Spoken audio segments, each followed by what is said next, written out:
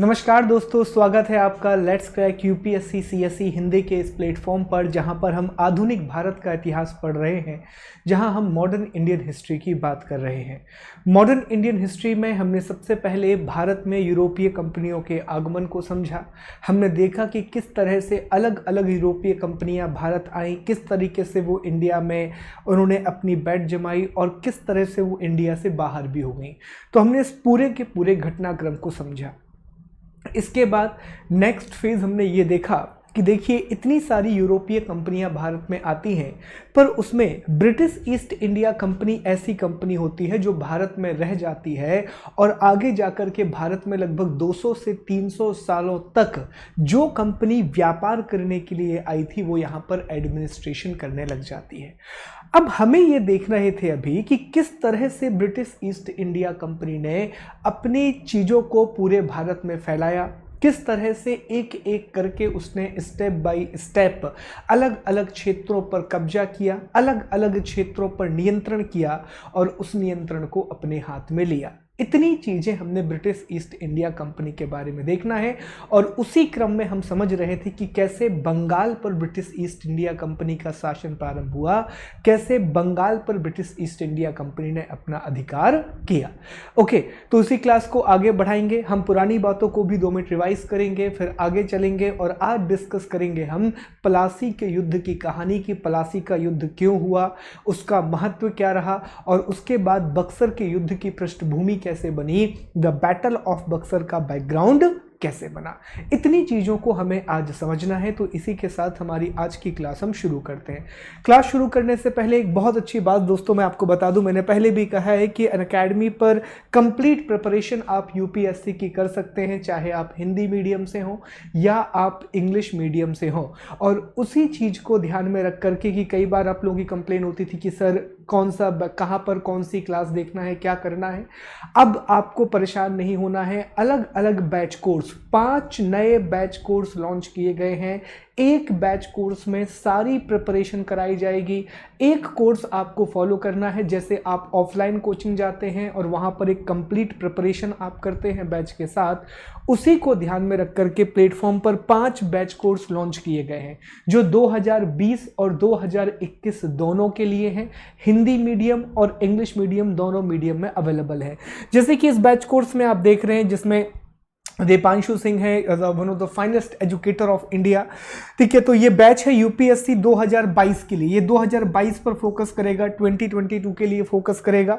और ये देखिए 2022 की जो प्रिपरेशन करना चाहते हैं फर्स्ट या सेकेंड ईयर में है उनके लिए ये फोकस करेगा।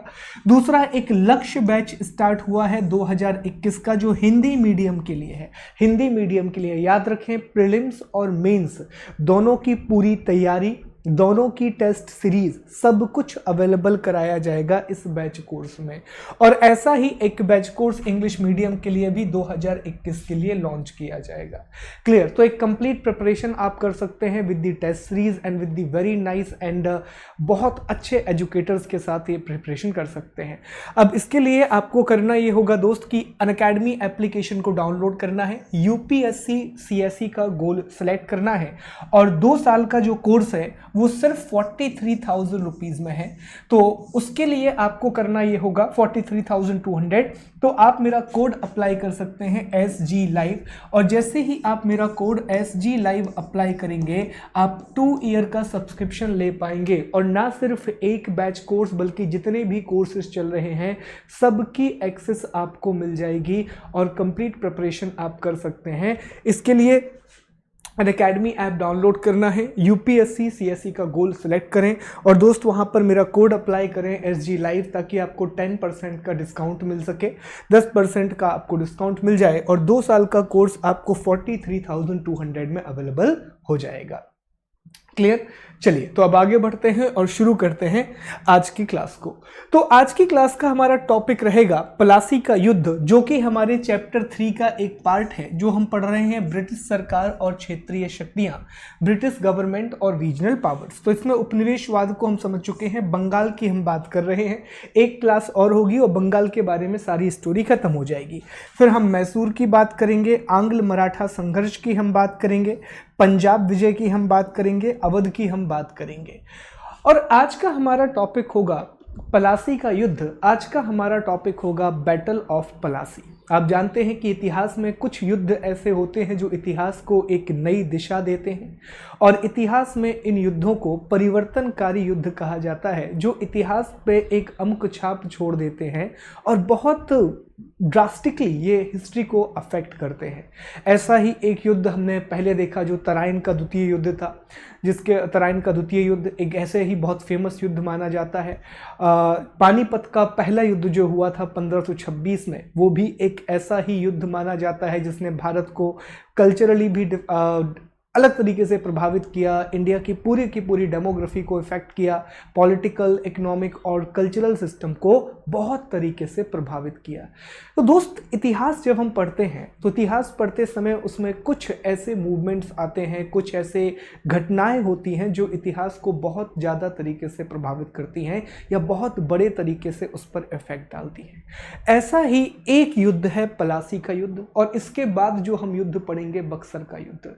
ऐसे दो युद्ध जिन्होंने अंग्रेजों की भारत में प्रशासनिक क्षमता को इस्टेब्लिश किया, उनके एडमिनिस्ट्रेशन कैपेबिलिटी को इस्टेब्लिश किया, और दुनिया के सामने और भारत के सामने एक नई पिक्चर उभर के आ जाएगी कि अब मुगलों के बाद जो भारत के अगले प्रशासक होने वाले हैं वो अंग्रेज होने वाले हैं। तो बहुत ध्यान से हमें इन युद्धों का अध्ययन करना है। काफ़ी सारे प्रश्न यहाँ से पूछे जाते हैं, बहुत इंपॉर्टेंट है। इसके अलग अलग डायमेंशन को हमें समझना है, किस हद तक हम इसे इतिहास निर्माणकारी युद्ध कह सकते हैं, किस हद तक इसे हम हिस्टोरिकल कंस्ट्रक्टिव वॉर कह सकते हैं, हमें ये भी समझना है। इससे पहले की क्लासों में हमने डिस्कस किया कि कैसे बंगाल एक बहुत इंपॉर्टेंट प्लेस बनता है, ना सिर्फ अंग्रेजों के लिए बल्कि भारत में भी। अगर आप देखें तो उस समय सबसे समृद्ध प्रांतों में बंगाल की गिनती होती है। औरंगजेब के शासनकाल में मुर्शिद कुली खान यहाँ का दीवान होता है। फर्रुखशियर के शासनकाल में उसे यहाँ का बादशाह, यहाँ का नवाब बना दिया जाता है, सूबेदार बना दिया जाता है। 1717 में ही फर्रुखशियर के द्वारा फरमान जारी किया जाता है, शाही फरमान, जिससे दस्तक का कंसेप्ट निकल करके आता है। फिर वो दस्तक किस तरीके से नवाबों को परेशान करती है, हमने ये देखा कि मुर्शिद कुली खान से अली वर्दी खान तक के जो नवाब रहे, उन्होंने इस दस्तक का विरोध नहीं किया, क्योंकि उन्हें यह लग रहा था कि जो अंग्रेजों का शासन है और अंग्रेज जब तक यहाँ पर हैं तो अंग्रेजों की वजह से बंगाल में बहुत व्यापार हो रहा है, बंगाल का ट्रेड बहुत ग्रो कर रहा है। और अली वर्दी खां का मशहूर स्टेटमेंट जो हमने पिछली क्लास में डिस्कस किया था कि अंग्रेज उस मधुमक्खी की तरह हैं कि अगर आप इन्हें सहलाओगे तो ये आपको शहद देंगे, लेकिन अगर आप इन्हें छेड़ोगे तो फिर ये आपको काट खाएंगे। ये टॉपिक भी हम डिस्कस किए थे। लेकिन अली वर्दी खां के बाद जैसे ही सिराज उद्दौला बंगाल का नवाब बनता है, जैसे ही सिराज के हाथ में बागडोर आती है, तो सिराज उद्दौला के नवाब बनने के बाद चीज़ें बदलने लगती हैं। वो ऐसा नवाब होता है जो अंग्रेजों के खिलाफ सहनशीलता की नीति नहीं अपनाता, और वो जो चीज़ सही है उस चीज़ को सपोर्ट करता है और दस्तक का विरोध करता है।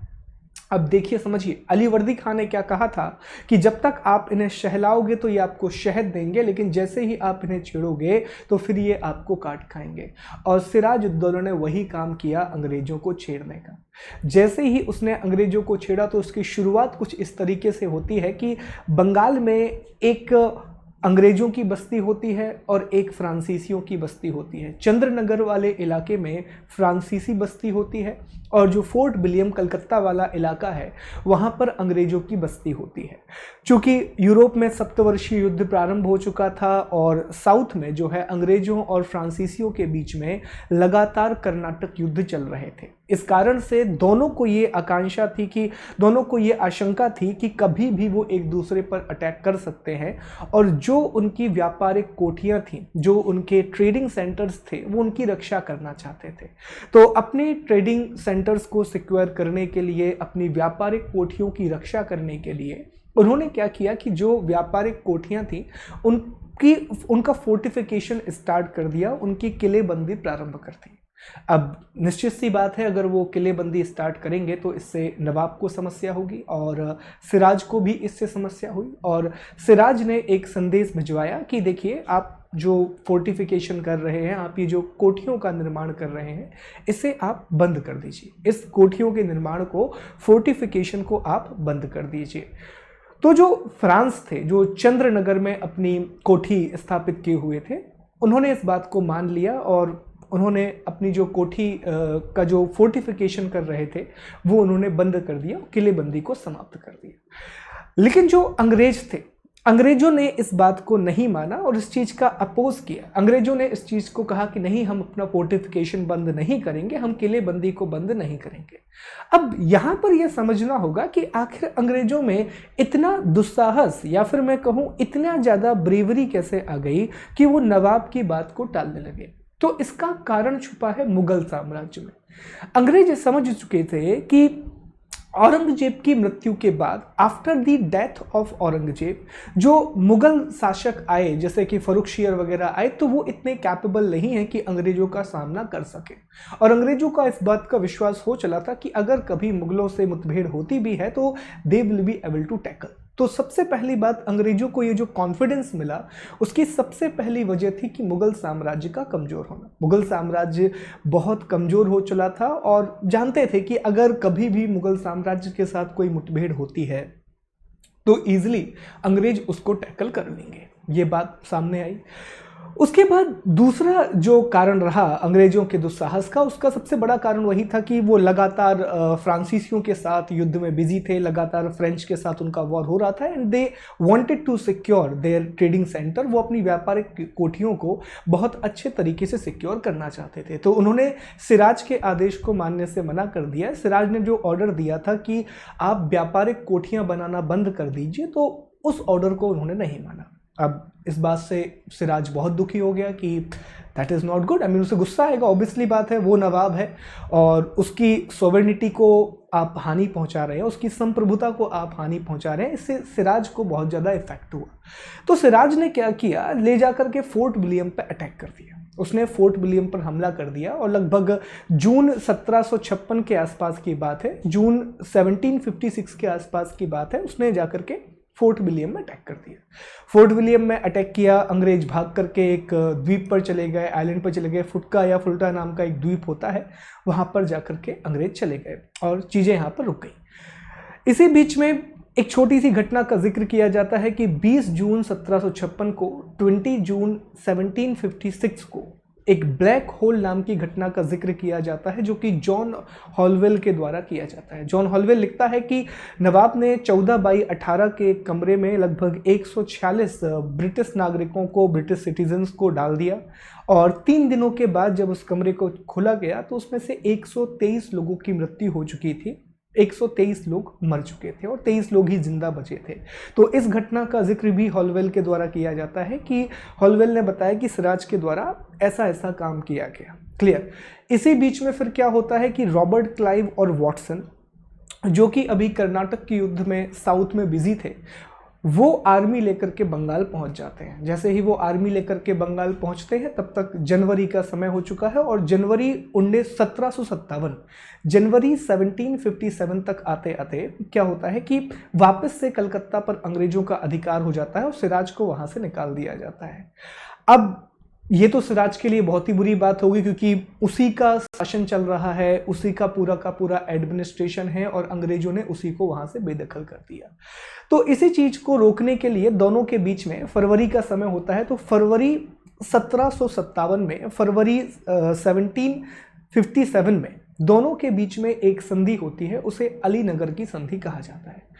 अलीनगर की संधि में सिराज ये बात मानता है कि अंग्रेज जो हैं वो अब कोठी बना सकते हैं, अपनी कोठी जो है उसका फोर्टिफिकेशन वो कर सकते हैं, उसकी किलेबंदी वो कर सकते हैं। उसके अलावा अंग्रेजों को व्यापारिक अनुमति दी जाती है और वो कर मुक्त व्यापार कर पाते हैं, वो टैक्स फ्री ट्रेड करने की अनुमति भी उनको यहाँ पर मिल जाती है। तो अलीनगर की संधि को अगर हम देखें तो वो पूरा का पूरा अंग्रेजों के पक्ष में थी और इससे सिराज बहुत ज़्यादा दुखी था। और अंग्रेज भी ये चाहते थे, अंग्रेजों की व्यापारिक महत्वाकांक्षा अब और भी ज़्यादा बढ़ चुकी थी। उनकी जो व्यापारिक महत्वाकांक्षा है, जो उनका ट्रेडिंग एम्बिशियस है, वो और भी ज़्यादा बढ़ चुका था। इसके लिए दो कारण जिम्मेदार थे जो हमने पिछली क्लास में डिस्कस किए थे। एक कारण, उन्हें कर्नाटक का युद्ध जीतने के लिए कर्नाटक का युद्ध जीतने के लिए उन्हें पैसे की आवश्यकता थी। दूसरे, यूरोपीय कंपनियों के भारत से बाहर करने के लिए उन्हें पैसे की आवश्यकता थी। और दूसरा बड़ा कारण इसका यह था दोस्त कि बुलियन, इस समय पर पूरे विश्व में बणिकवादी विचारधारा चल रही है, मर्केंडलिज्म का एक थ्योरी चल रहा है, जिसकी वजह से जो बड़े बड़े देश हैं जैसे कि ब्रिटेन, फ्रांस, वो अधिक से अधिक मात्रा में जो प्रेशियस मेटल होते हैं, जो बहुत ही अनमोल धातुएं होती हैं, उनका कलेक्शन करना चाह रहे हैं। क्लियर? तो उस कारण से क्या हो रहा है कि उनको ट्रेड करने में दिक्कत आ रही है, क्योंकि सोना और चांदी की ज़्यादा प्राप्ति उनको ब्रिटेन से हो नहीं पा रही है। तो वो ये चाह रहे हैं कि भारत से ही उनको सोने और चांदी की प्राप्ति हो, ताकि यहीं पर वो अपना ट्रेड आसानी से कर सके। क्लियर? तो ये दो कारण हो जाते हैं कि अब उन्हें बंगाल पर ज़्यादा कब्जा चाहिए और बंगाल पर ज़्यादा अधिकार चाहिए। तो एक तरफ सिराज को बहुत ज़्यादा, सिराज ऑलरेडी इस बात से चढ़ा बैठा हुआ है, सिराज ऑलरेडी इस बात से बहुत दुखी है, और दुखी नहीं है वो, बेसिकली उसे इंसल्टेड फील हो रहा है। ये उसके लिए एक अपमानजनक संधि थी, अलीनगर की संधि। और दूसरी तरफ अंग्रेज हैं जो अपनी व्यापारिक महत्वाकांक्षा को और ज़्यादा बढ़ाना चाहते हैं, जो अपने ट्रेडिंग एम्बिशन को और ज़्यादा बढ़ाना चाहते हैं। तो सिराज भी दुखी, सिराज भी अपमानजनक महसूस कर रहा है और अंग्रेज चीज़ों को आगे बढ़ाना चाहते हैं। बस इसी पृष्ठभूमि में होता है प्लासी का युद्ध, इसी बैकग्राउंड में होता है प्लासी का युद्ध। हालांकि इसे इतिहासकारों ने युद्ध नहीं कहा है, क्योंकि बहुत बड़ा कोई आर्मी बैटल हमको देखने के लिए नहीं मिलता है, इसे सेना की झड़प माना जाता है। और इस युद्ध में जो है षड्यंत्र का सहारा अंग्रेजों के द्वारा लिया जाता है, कंस्पिरेसी का सहारा लिया जाता है, जो हमने पिछले लेक्चर में डिस्कस किया था कि अलीनगर की संधि करने के बाद कैसे अंग्रेजों ने नवाब के एक एक अधिकारी को अपने पक्ष में मिलाने की बात कही, कैसे मीर जाफर जो उनका कमांडर इन चीफ था सिराज का, उसको अपने पक्ष में मिला लिया। ठीक है, अमीर चंद हो गया, उसके अलावा राय दुर्लभ हो गया, घसीटी बेगम हो गया, इन सबको किस तरीके से अपने पक्ष में अंग्रेजों ने बुलाया और किस तरह से रॉबर्ट क्लाइव ने कूटनीति की सहायता से, कंस्पिरेसी की सहायता से, षड्यंत्र की सहायता से प्लासी का युद्ध जीता और सिराज को वहां से बाहर किया। तो प्लासी का युद्ध जो हम पढ़ने वाले हैं वो बेसिकली एक युद्ध नहीं है, वो एक षड्यंत्र की कहानी है। It is a basically story of a conspiracy. ये एक षड्यंत्र की कहानी है, it is the story of conspiracy. बहुत ही अलग अलग डायमेंशन में हमें इस युद्ध को देखना है, तो हम 4-5 बातें डिस्कस करेंगे। पहली बात, हम प्लासी के युद्ध के बारे में सामान्य जानकारी डिस्कस करेंगे। आई होप आपको बैकग्राउंड क्लियर हो चुका है। सबसे पहले हम सामान्य जानकारी डिस्कस करेंगे, सबसे पहले हम जनरल इंफॉर्मेशन डिस्कस करेंगे। सामान्य जानकारी डिस्कस करने के बाद हम युद्ध के कारण समझेंगे कि आखिर ये युद्ध हुआ क्यों। तीसरी बात, हम समझेंगे कि सिराज आखिरकार इस युद्ध में क्यों हारा। तो सिराज के युद्ध के कारण को हम समझेंगे कि सिराज आखिरकार इस युद्ध में क्यों हारा। सामान्य जानकारी, युद्ध के कारण, सिराज आखिर इस युद्ध में क्यों हारा। चौथा, हम पॉइंट डिस्कस करेंगे कि इसका आखिरकार महत्व क्या हुआ, आखिर इस युद्ध का इंपॉर्टेंस क्या हुआ। और इतना डिस्कस करने के बाद फिर हम डिस्कस करेंगे मीर जाफर को। मीर जाफर जो कि बंगाल का पहला कठपुतली नवाब बनता है, इसके बाद हम डिस्कस करेंगे मीर जाफर को। तो हमें 4 चीज़ों में समझना है। पहले सामान्य जानकारी, फिर हम युद्ध के कारणों को समझेंगे, फिर हम ये समझेंगे कि आखिर सिराज इस युद्ध में क्यों हारा, और फिर हमें इस बैटल के इंपॉर्टेंस को समझना है, फिर हमें इस युद्ध के महत्व को समझना है।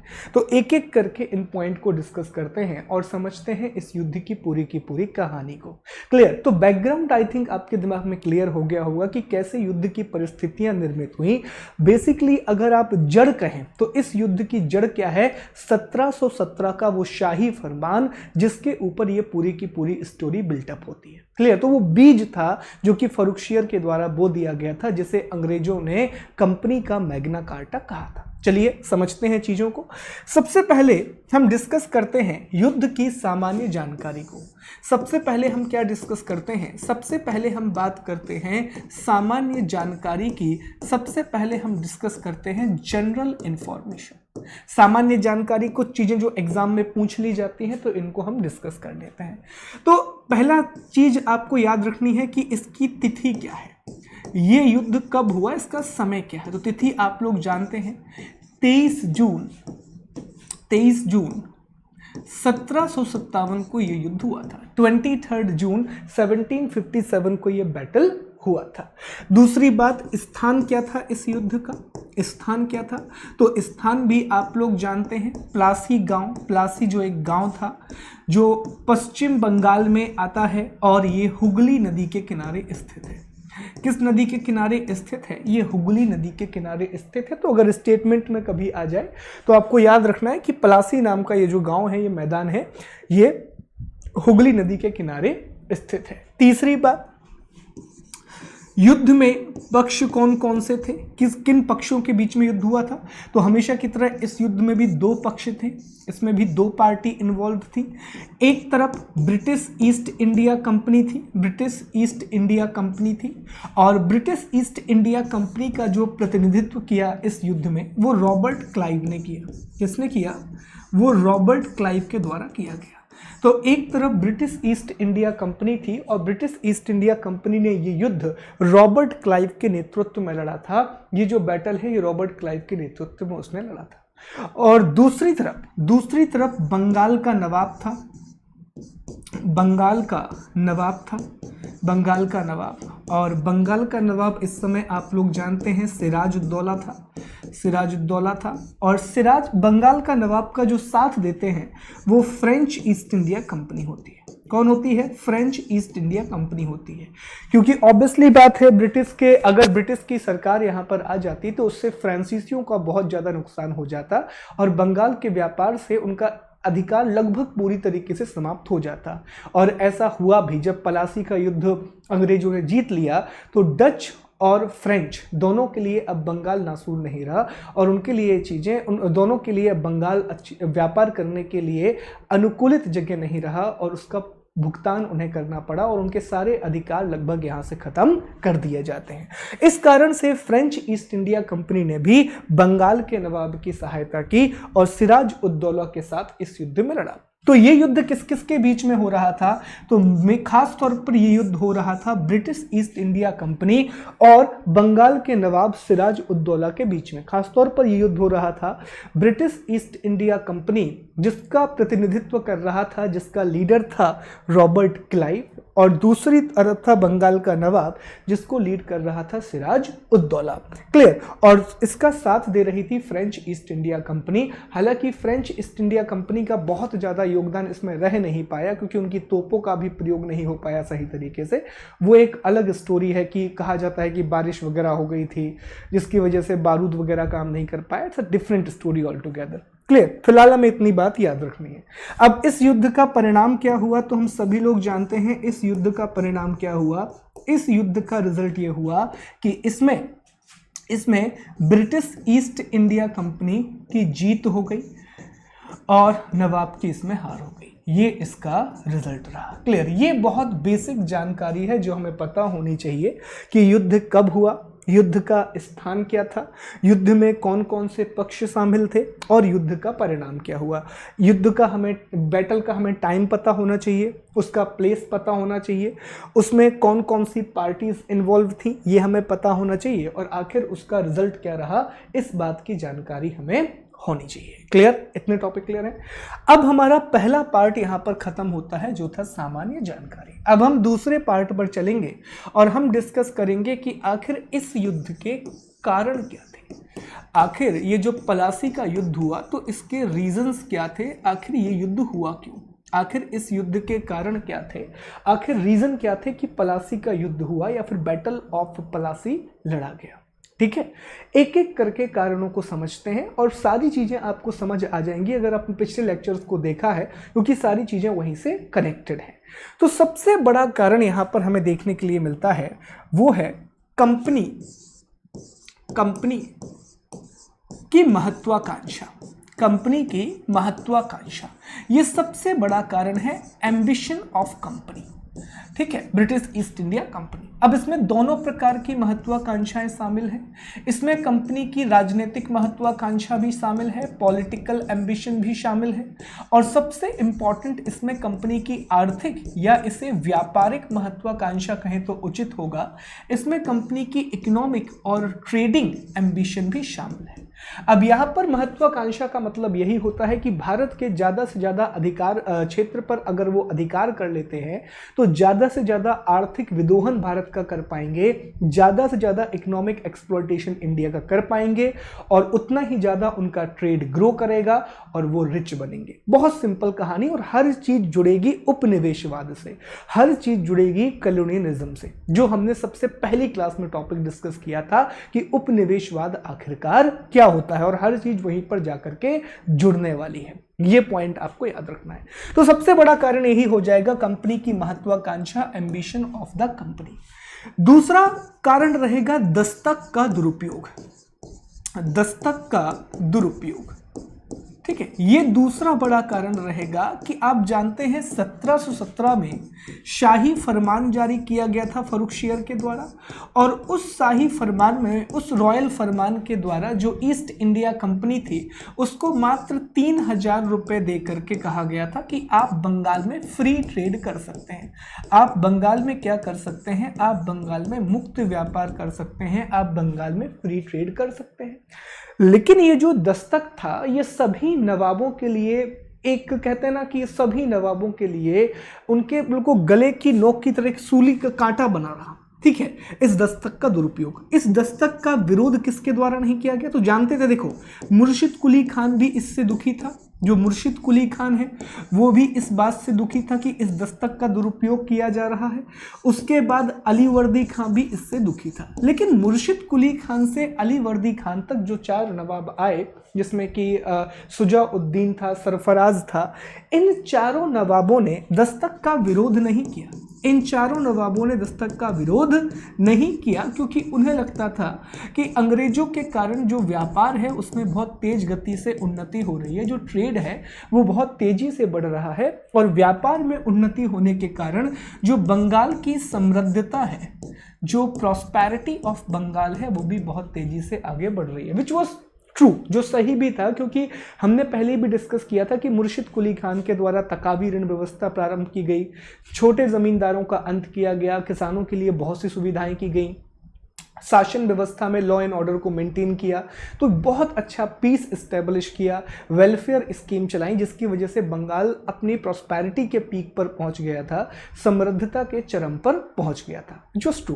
पर इस दस्तक का विरोध किसके द्वारा किया गया? तो जब सिराज उद्दौला नवाब बना, जब सिराज यहाँ का नवाब बना, तो सिराज के द्वारा इसका विरोध किया गया, और इसी विरोध के कारण उसकी अंग्रेजों से क्या हो गई? नोकझोंक हो गई, और अंग्रेज और नवाब के बीच में जो एक बेहतर रिलेशन पहले एस्टेब्लिश थे, अब वो अनुकूल की जगह प्रतिकूल हो जाएंगे, अब वो पॉजिटिव की जगह नेगेटिव रिलेशन हो जाएंगे।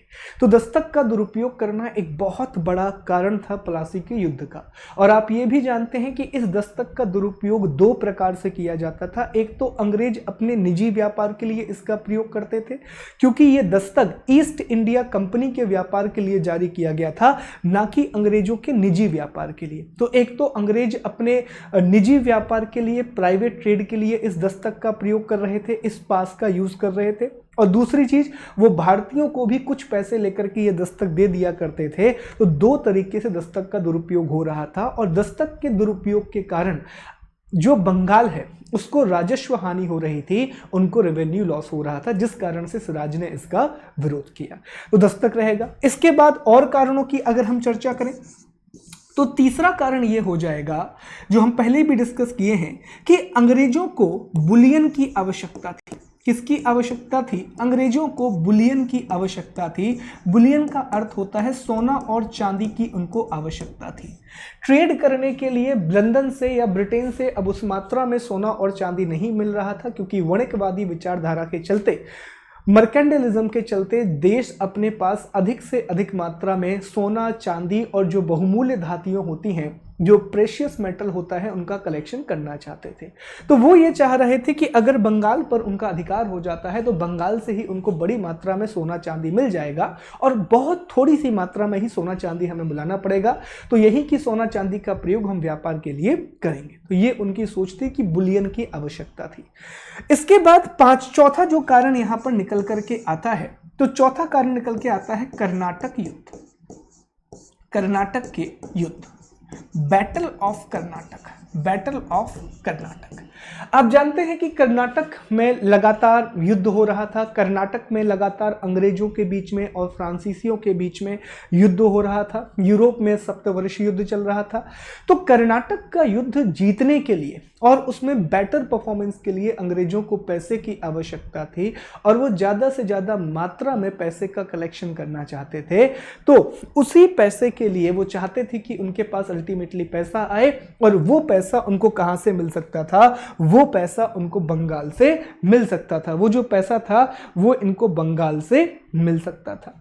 क्लियर। इसके बाद पांचवा और महत्वपूर्ण कारण, जिसे तात्कालिक कारण भी कह सकते हैं, जिसे कंटेम्पररी रीजन भी कह सकते हैं, इसका तात्कालिक कारण हुआ अलीनगर की संधि का उल्लंघन, अलीनगर की संधि का टूटना, अलीनगर की संधि का टूटना।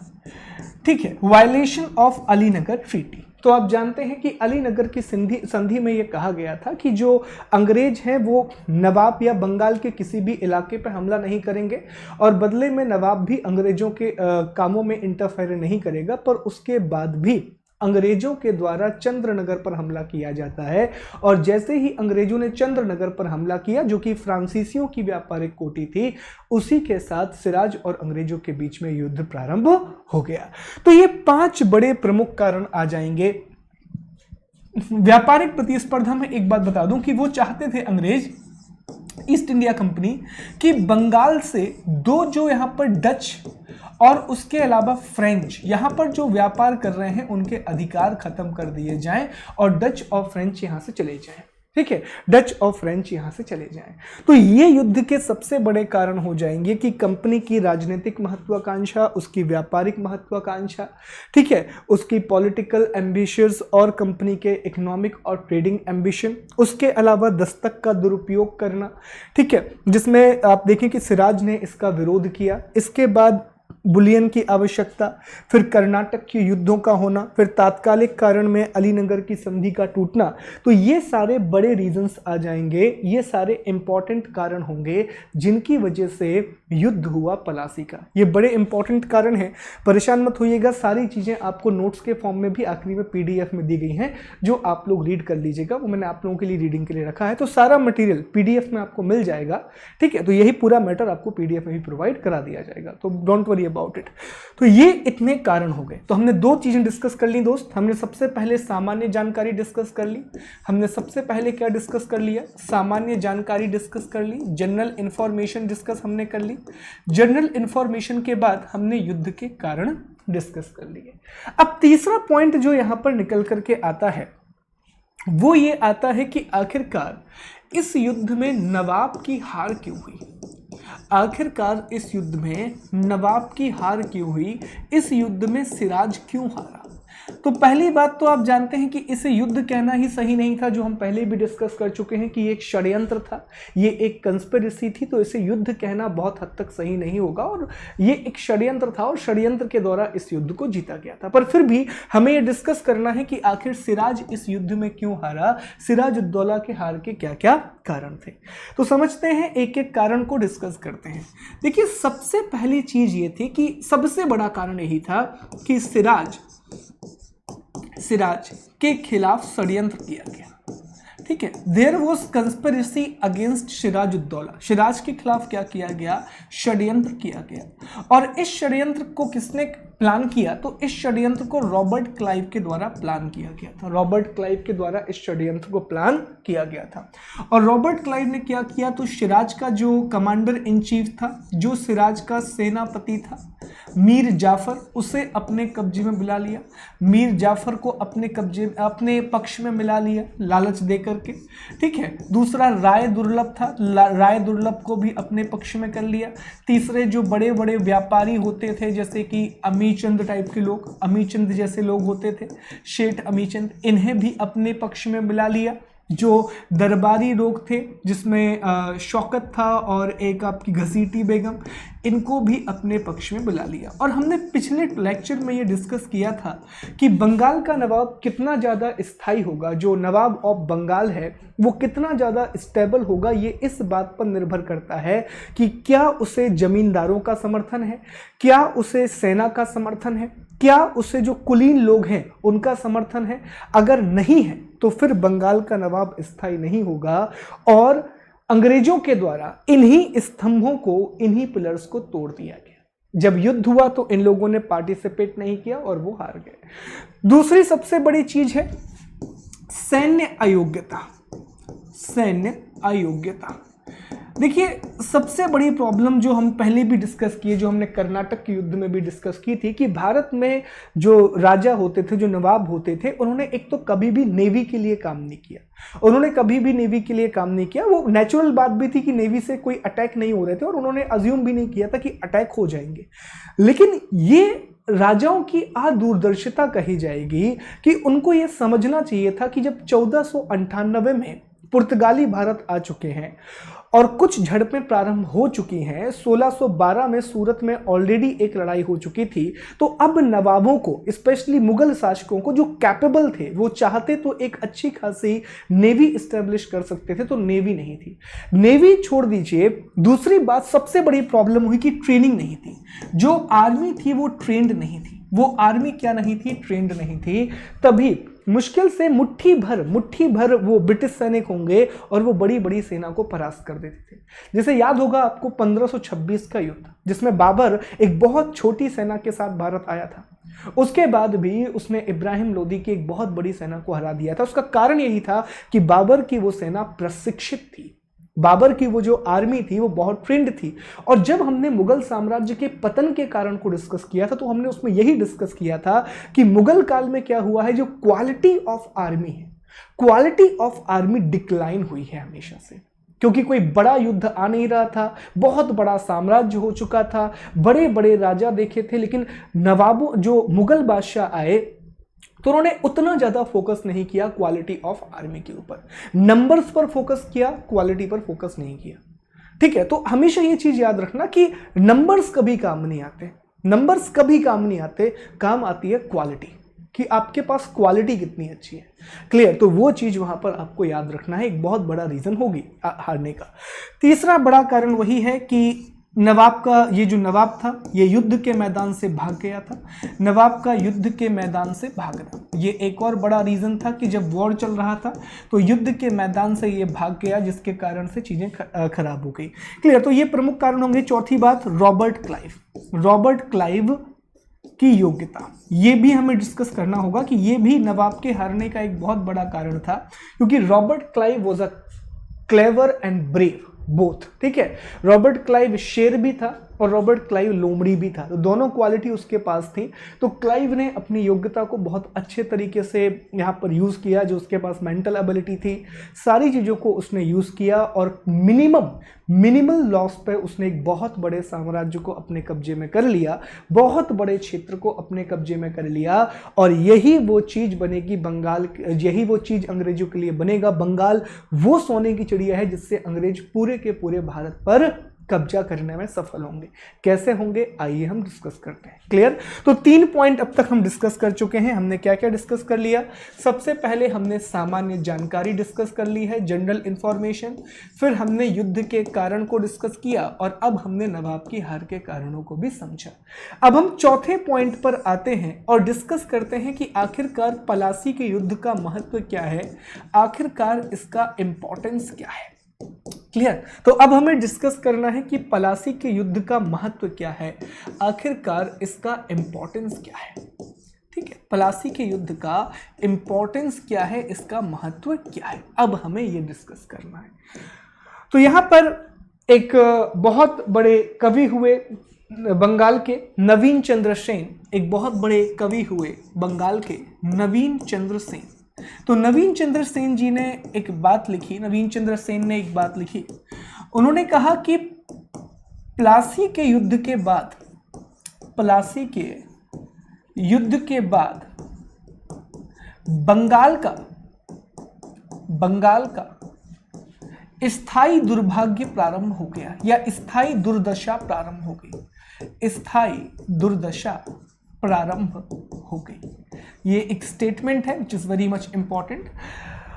तो नवीन चंद्र सेन लिखते हैं कि जैसे ही प्लासी का युद्ध हुआ जिसमें बंगाल के नवाब की हार हुई, और बंगाल के नवाब की हार के बाद बंगाल का स्थायी दुर्भाग्य, स्थायी दुर्दशा प्रारंभ हो गई, और इसके बाद बंगाल का सिर्फ और सिर्फ दुर्दशा हुआ। इसके बाद बंगाल में सिर्फ और सिर्फ दुर्भाग्य आया, उसके अलावा कुछ नहीं आया। तो ये एक लाइन है, अब इसको हमें समझना है कि कैसे ये लाइन इंपॉर्टेंट है। ओके, तो पहली चीज अगर हम डिस्कस करें कि क्या अंग्रेजों को इस युद्ध से कोई सैन्य लाभ, इसका कोई सैन्य महत्व था, इसका कोई आर्मी इंपॉर्टेंस था या मिलिट्री इंपॉर्टेंस था, तो आंसर होगा नहीं। इस युद्ध का कोई भी सैन्य महत्व नहीं था। इस युद्ध के द्वारा अंग्रेजों को अपनी सैनिक क्षमता भारत को दिखाने नहीं मिली, क्योंकि ये युद्ध नहीं, ये एक षड्यंत्र था, ये बैटल नहीं, ये एक कंस्पिरेसी थी। तो इस युद्ध के द्वारा आप ये नहीं कह सकते कि अंग्रेजों को अपनी सैन्य क्षमता दिखाने मिली, अंग्रेजों को अपनी मिलिट्री कैपेसिटी दिखाने के लिए मिली। किसी भी प्रकार की कोई सैन्य क्षमता अंग्रेजों को प्रदर्शित करने का यहाँ मौका नहीं मिला।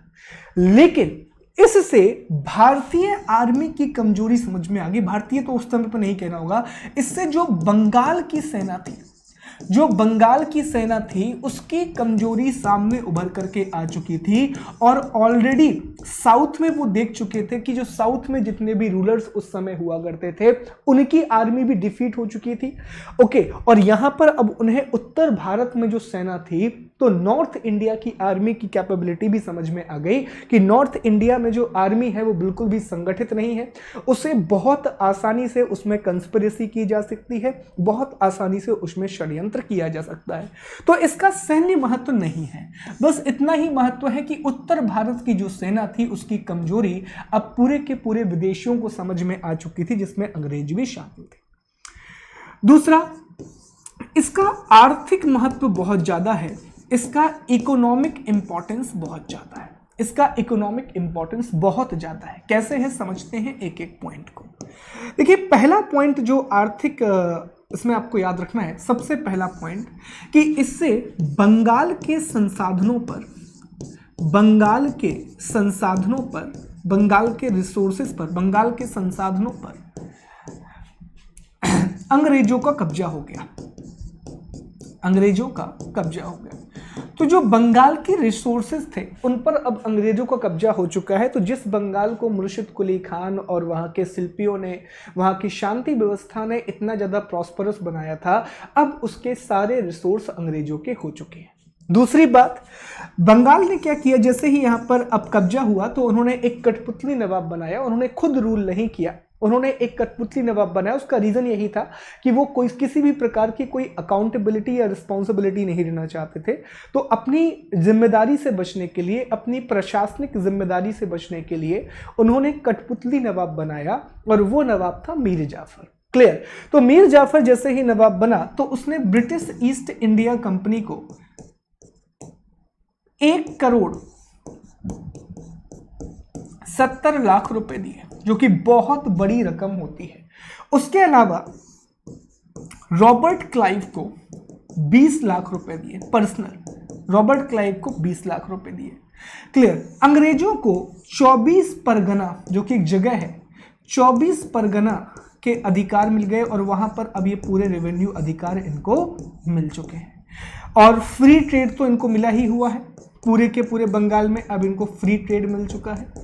ठीक है। फ्री ट्रेड मिलने के अलावा जो दूसरी यूरोपीय कंपनियां थी, फ्रेंच और डच, उनकी चुनौतियों को भी खत्म कर दिया गया और फ्रेंच और डचों की जो चुनौतियां थी वो भी खत्म कर दी गई। जो फ्रेंच और डचेस हैं उनके चैलेंज को भी खत्म कर दिया गया। तो आप समझिए कि कितना बड़ा आर्थिक लाभ इनका हुआ। इससे इन्हें 1,70,00,000 रुपए मिल गए, रॉबर्ट क्लाइव को 20 लाख रुपए मिल गए, 24 परगना के जो अधिकार थे वो पूरे के पूरे इनके पास चले गए, फ्री ट्रेड ऑलरेडी इनके पास था, फ्रेंच और डच के अधिकारों को खत्म कर दिया गया। और सातवीं सबसे इंपॉर्टेंट चीज, उनको यहां से बड़ी मात्रा में सोना चांदी मिला, बड़ी मात्रा में गोल्ड और सिल्वर मिला। और सोने चांदी को ही हमने क्या कहा था? तो सोने चांदी को ही हम बुलियन के नाम से जानते हैं। किस नाम से जानते हैं? सोने चांदी को ही हम बुलियन के नाम से जानते हैं। अब इस बुलियन का प्रयोग दो चीजों के लिए उन्होंने किया।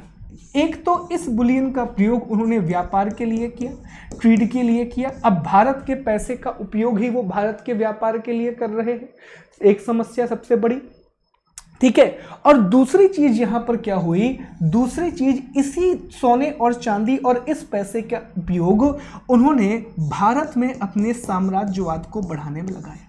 इसी पैसे के द्वारा भारत में उन्होंने अपने साम्राज्यवाद को बढ़ाया, इंडिया में उन्होंने अपने पूरे के पूरे साम्राज्यवाद मतलब कि इंपीरियलिज्म को बढ़ाया। और इस पैसे का उपयोग करके उन्होंने कर्नाटक के युद्ध को जीता।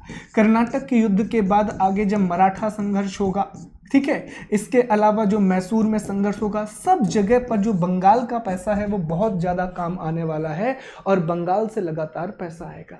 और अंग्रेज इतने पर रुके नहीं, उन्होंने जो उनके ट्रेडिंग कॉम्पिटिटर थे, जो उनके व्यापारिक प्रतिद्वंदी थे, वो फ्रेंच और डच तो थे ही, लेकिन इसके अलावा जो भारत के शिल्पी थे,